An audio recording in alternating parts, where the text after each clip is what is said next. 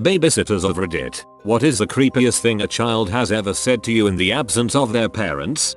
I don't want to go upstairs alone. The man in my room might be there. She explained she saw him in her room at night. I told her it was probably just her dad checking on her. She said no, because this guy was tall and skinny and her dad was short and fat. She was 3. Oh, that's just all Slenderman.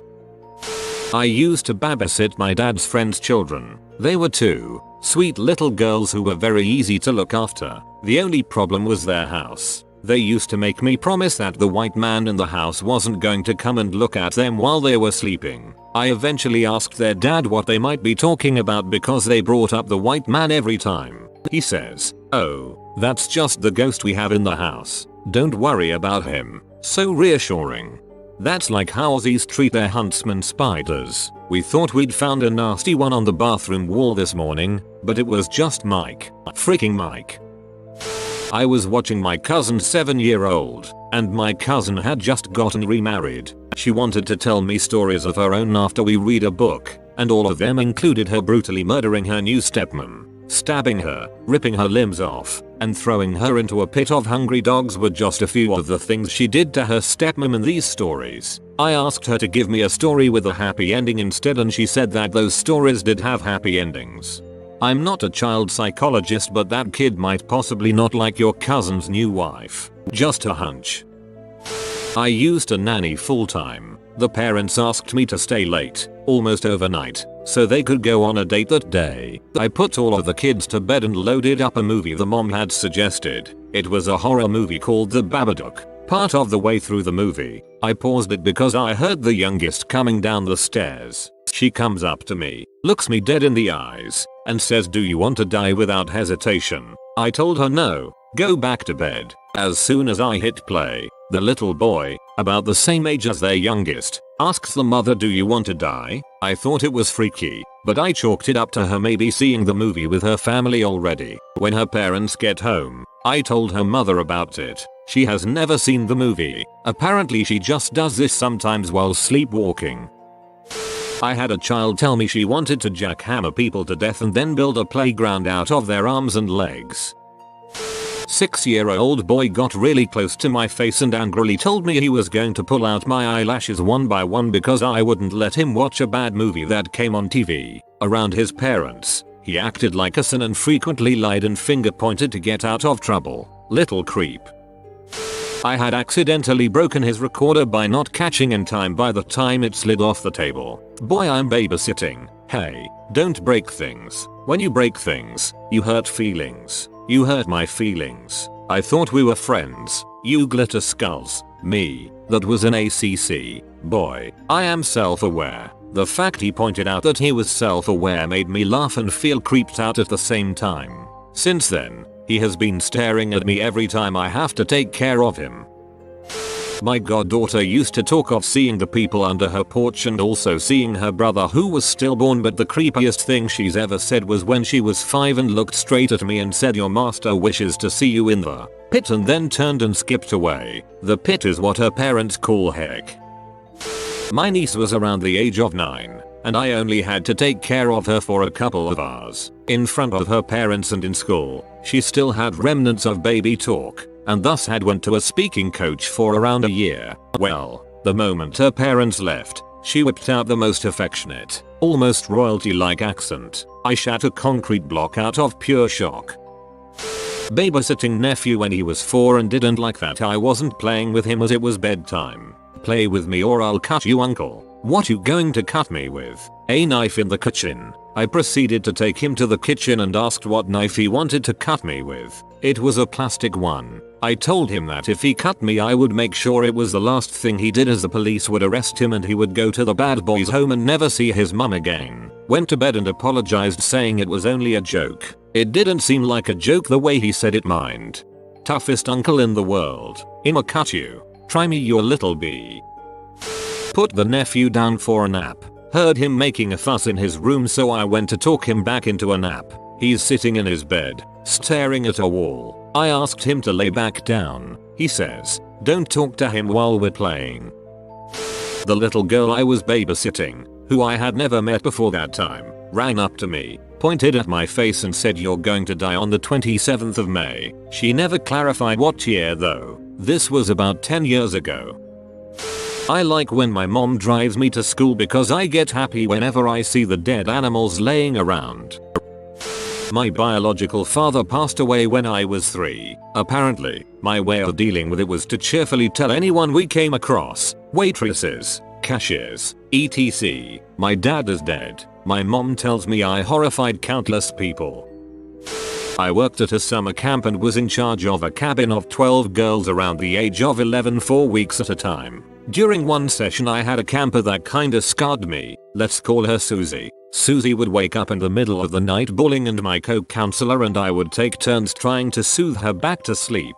This would happen many nights throughout her 2-week session. She had to be pulled out of her afternoon activities a couple times too so she could calm down. She was a bit of an outcast in the cabin and we took the dramatic breakdowns as issues with self-esteem or frustrations over trying to fit in. Homesickness is always a possibility too. She had an intelligence and quirkiness about her that made her well loved by the staff at the camp, but sometimes her sense of humor was difficult for campers to understand. We did the best we could to try to acquaint her with the other girls in the cabin. One night before bed Susie began to sob again, honestly quite violently this time. I took her outside and she was dry heaving. I kept asking her what's wrong and if she missed home and just trying to figure out how to help. It was time for the other campers to go to bed so I took her on a walk, hoping it would calm her down. As I'm holding her hand and rubbing her back, I just keep telling her that it's going to be okay. She looks me dead in the eye and says, "I see him." I ask who. Susie says the man. I say, "Who, honey, who do you see?" She says the man in the dark. And she gets so worked up she begins to cry again. I try to calm her down again and she goes on to explain to me that she sees this dark figure sometimes and it gives her a bad feeling. I asked her if he talks to her and she said no. But she did say that he makes her feel sick sometimes and that's the reason she cries. I asked if her parents knew and she said yes. So I told her that she can always come find me if she sees him again and I'll make him go away. It was near the end of her session, so we didn't have any more major incidents after that. Part of me really hopes that she's making it up. I can't stand the thought of a child being haunted by whatever she sees, whether it's truly there or not. Was in the kitchen making a PB&J sandwich for the kid, and he comes in and sits down. He seems to look like he's thinking about something and then he looks at me dead in the eyes and says, "If I killed somebody, would anybody know it ever happened if I just ate the body in a sandwich?" I hid the knives from him after that. Speaking on my mom's behalf, while babysitting a little girl, the girl looked at my mom and said, "I could kill you right now and nobody would even know." Rookie mistake. Her parents know she's there. Your grandparents know she's there. You don't kill when there's the trail, is that obvious? I had a little girl matter-of-factly tell me a boy in my class has a sister and she had to go to the doctor because she had a rash on her vagina. A 12-year-old me couldn't think of anything else to say other than it's not polite to talk about people's vaginas.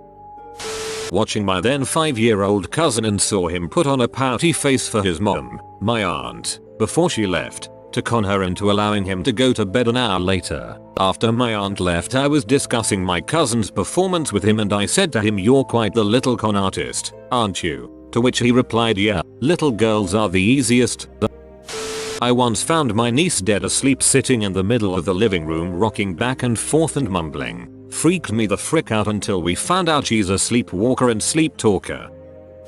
I babysat my nieces one summer. One afternoon I was pushing the younger one on the swing while the older one was dribbling a soccer ball or something. I was pulling the one hand pushing the kid, other hand scrolling through Twitter when all of a sudden my niece gets off the swing and hurried to the house. I asked what's wrong as I thought she might have been hurt or something, and she just said, "I'm going inside. Wolfie is in the tree." Neighbor's tree hung into my brother's yard. Shook me up a bit but I just kind of let it go. When their mom came home I brought it to her attention. She had a look of not again come across her face and said, "If she mentions Wolfie again, just tell her mommy made him go away." Weirded the frick out. I then proceeded to drive home in an hour's worth of traffic. I brought it up to my mom and she even said, "Don't bring up Wolfie around her. That's something your brother and sister-in-law have been dealing with for quite a while. This thing goes deeper than I imagined." I'm so curious to ask her about this Wolfie when she's significantly older, to see if she even remembers him.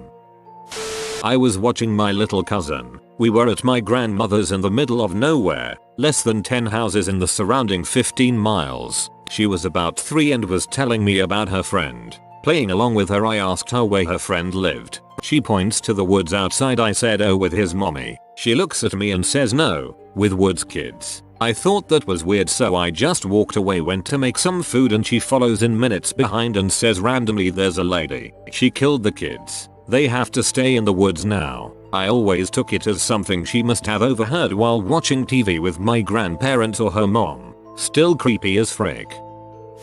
I have a nephew that always had an imaginary friend named Mrs. Dials. He would always talk to her and tell us about her. Then one day he saw a picture of an aunt that passed away at a young age and said, that's Mrs. Dials' creepiest thing I've ever been a part of. I was playing with the kid, 2 years old, outside in the snow, and it started to get cold, so I picked them up and was carrying them back inside when they pointed at the tree line and asked me, who's that? The house was 5 miles away from any other houses at a pretty secluded spot. There shouldn't be anyone there. I still don't know what's worse, that the kid was playing a creepy joke on me, they were only 2, or that there was genuinely someone in the woods. Not a babysitter, but once when I worked in retail I saw a kid staring blankly at a Buzz Lightyear toy saying, I want his face over and over until his mom went, Brandon, stop that, you're scaring me. It's that strong chiseled jawline. Boy has goals.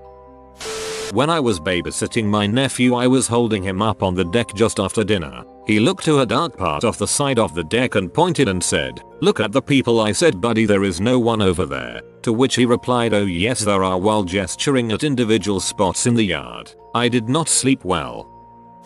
I may or may not have been the kid who would sleepwalk into my parents' room as a child until I was 18 and stand next to their bed and stand there staring with my eyes wide open. I would only go back to bed after my mom woke up, scream, then tell me to go back to bed. The next morning she would tell me I was being creepy. Occasionally I would say things to her while I was asleep, but I can't remember any of it. I was watching a neighbor. She was probably about 5 or so at the time. I tucked her into bed, then told her it was story time. She looked me dead in the eye and said, no, it's axe time. She took the book from my hand and hit me in the neck with it. Not me, but my sister when she about 15, was called by a neighbor to do a babysit. He asked her if she did babysit for older children, and she was fine with it. She is used to babysit for kids and even older people who need help. She knew him as a neighbor of the guys she was doing babysitting a few times a month, so she thought it was cool. When she arrived, he told her to come in and that he will bring the baby out. After 10 minutes she didn't understand where he went. He came out dressed as a baby and started acting like one. She freaked out and ran back home. Our father called the police. The guy moved out of the neighborhood the next week. My sister is now a lot older and married, and she still freaks out if you mention babysitting. Adult baby, it's a fetish. The guy is a huge creep for trying to involve a minor though. I wasn't babysitting necessarily, but I was spending the night at my brother's place when I was around 15 and woke up in the wee hours of the morning to use the restroom, which was right next to my niece's room. I go in but I don't close the door all the way, and as I'm sitting there, I see something move past the crack. I finish, open the door, and see my 2-year-old niece standing in the hallway, dead-eyed staring me down. She's wearing a white night dress. Her hair is all tangled, and her face is ghost white. I'm a little creeped out, but I think maybe she just needs some water or something, so I squeak Lily immediately. Her eyes widen and she starts screaming like a banshee, like blood curling, ear-piercing shrieks. I lost my crap and started yelling for my sister-in-law, who stumbles out of bed and just picks her up like it's nothing, muttering that Lily apparently sleepwalks and does this all the time. They go back to bed and I spend the rest of the night huddled on the couch, waiting for daylight to come. My nephew, 8 at the time, pointed to an attic access panel and asked what it was. Me, oh that's just a crawl space. Him, clone space? Is that the dead clown room? I had a kid at an after-school place I used to work at that had a very troubling home life. He had parents that had an abusive relationship, and the kids often heard their mother referred to as being devil by their father. He had serious problems with authority and didn't get along well with the other kids. This kid was influenced by the violence at home and told me and the rest of the staff frequently about how he hated his mother and family. He would frequently threaten his siblings and talk about violent things. One day he told us that he wanted to tie his mom up, put tape over her mouth, lock her in a closet, and set her on fire. I am afraid I'll see his name in a newspaper one day in an article about a school shooting. Do you know what the sign of the devil looks like? Then proceeds to draw the upside down star symbol for me as a gift. AWW, that's sweet. 14-year-old me along with my best friend were paid $20 to watch a 7-year-old girl for the night. Well, her mom didn't tell us her child was insane. She grabbed a butcher knife, chased us with it, then proceeded to open the door and run through the apartment complex screaming she was going to kill everyone and herself. We finally got the knife away from her with the help of a neighbor. We were terrified for her and us. The mom finally showed up, acted like nothing was wrong, gave $15 because she had to leave her date early and had the audacity to tell us to come back the next night to watch her. We ignored her after that. As a parent now, I feel even worse for that child. She must have been put through heck in her short life. I hope she's in a good place now. A kid we were looking after while we looked after a pub in Surrey, England woke up one night and walked into our room and told us that the people on the other side of the mirror in her room kept asking her if she wanted to play. The pub was quite old and spooky and that freaked us all out. I babysat a little girl, about 4. We were playing with her Barbies and she tells me my mommy is scared of me. And now so am I. I babysat a little girl quite a few years ago. One day we were sitting down having lunch and she looked at me and asked when her little brother would be able to play. I was very confused as her mother wasn't expecting and she was an only child. A few months later her mom announced she was pregnant. When the gender was revealed a while later, it was a little boy. I was a bit freaked out. I used to babysit a little girl. She was 3 or 4 at the time, and I was reading to her getting her settled in for a nap. She lays down and was tossing and turning, so I asked her if she couldn't get comfortable, and she turns to me and says I'm fine. I just really need to go home, so I ask her what she means, because she's at her house in her own bed, and she repeats that she needs to go home. I asked her where her home was then, and she sits up and stares at me for a few seconds with zero expression on her face, and then she slowly pointed towards the ceiling. I kinda laughed it off, but I mentioned it to her mother and she was really freaked out by it. 3-year-old boy walked up to me, stroked my cheek and smiled before saying in an eerily calm voice, "I'm gonna kill you with a stick." You have been visited by the fashion doggo. Comment, your envy strengthens me so you always look beautiful. If you are new to the channel, you can subscribe. I publish new videos every day. Until then, check another video, or don't. Either way, have a great day you magnificent people.